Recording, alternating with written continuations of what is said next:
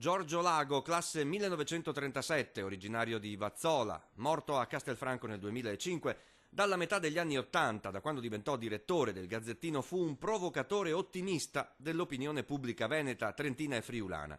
A 10 anni dalla sua morte, all'Università di Padova se ne ricorderà la figura con il libro raccolta di suoi editoriali C'era una volta il Nord-Est, 20 anni di giornalismo razza Piave.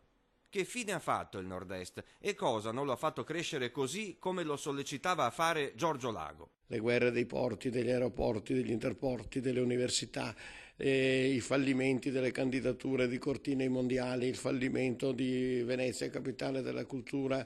Abbiamo accumulato un fallimento dietro l'altro.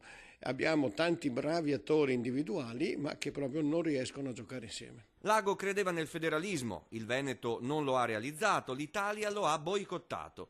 Così Giorgio Lago intitolò un suo editoriale. Il federalismo, carta igienica del riformismo all'italiana.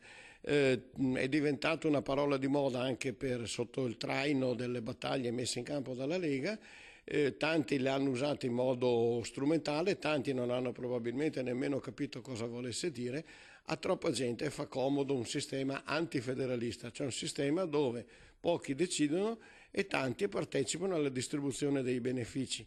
Articoli che facevano e fanno ancora massa critica, che spiegavano già più di 10 anni fa lo scontento dei veneti verso la politica. Il Lago diceva che non è antipolitica, cioè che la protesta non è rivolta, non era e non è anche nemmeno oggi rivolta contro i partiti, ma contro il partitismo, e che il partitismo è uno degli attentati alla Costituzione.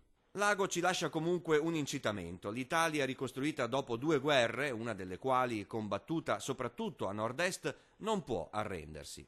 Lago era un grandissimo ottimista e sono sicuro che anche oggi lui continuerebbe a dire: e questi sono i limiti, ma non ci sediamo sopra, andiamo avanti.